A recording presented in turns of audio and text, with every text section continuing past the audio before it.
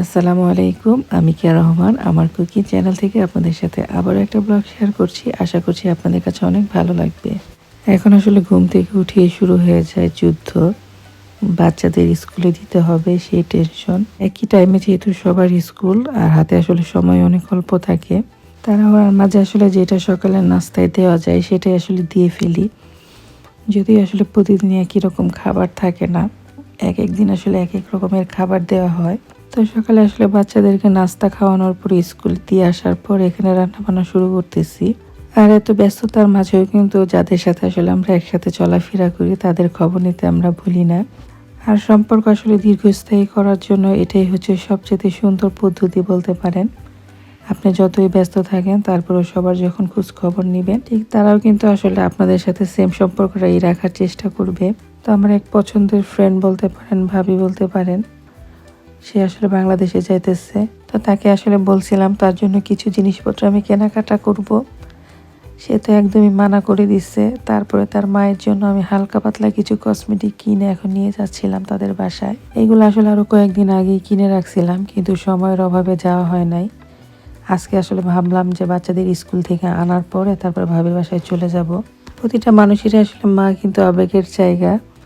দেখা গেছে মায়ের জন্য কে কিছু দিলে সেটা কিন্তু আর মানা করতে পারে না।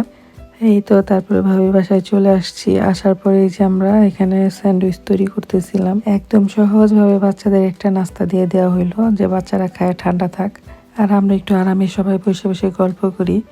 সবাই আসলে একসাথে হইলে অনেক গল্প করতে ভালো লাগে।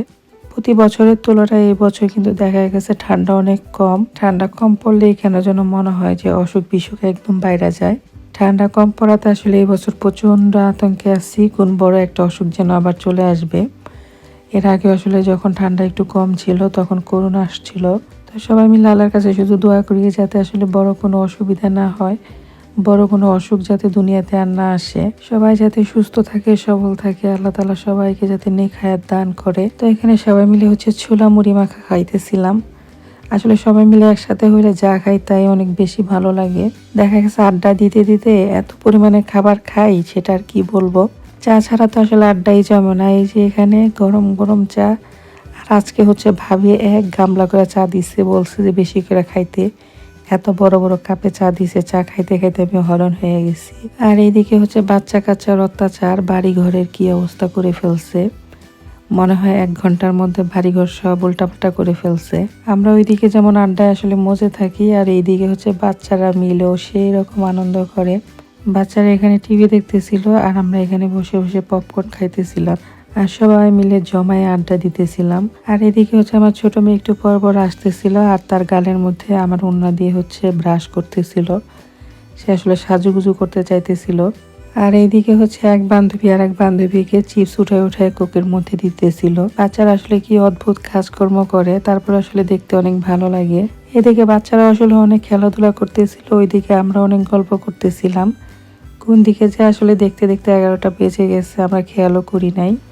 যাদের সাথে আসলে আড্ডা দিতে গেলে আপনার ভেবে চিন্তে কথা বলতে হয়, তাদের সাথে একদমই মিশবেন না। বন্ধু তো আসলে তারাই হয় যাদের সাথে মন খুলে মন উজাড় করে কথা বলা যায়, যাদের সাথে আসলে ছোটখাটো সুখ দুঃখ সবকিছুই বলা যায়, যারা আসলে আপনার অনুপস্থিতিতে কখনো আপনাকে নিয়ে আলোচনা সমালোচনা করে না, যারা আসলে আপনার বিপদে আপনার পাশে থাকে। আমার কাছে মনে হয় তারাই প্রকৃত বন্ধু।